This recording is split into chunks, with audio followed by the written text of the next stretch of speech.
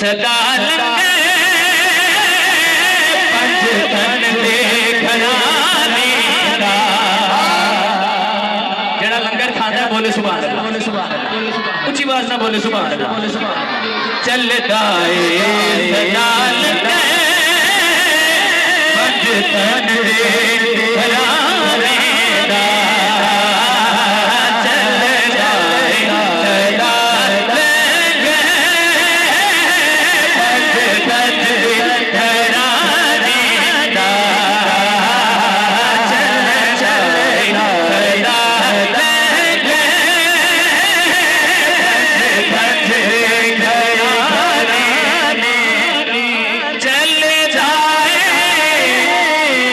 सदा लंगे पंज तन दे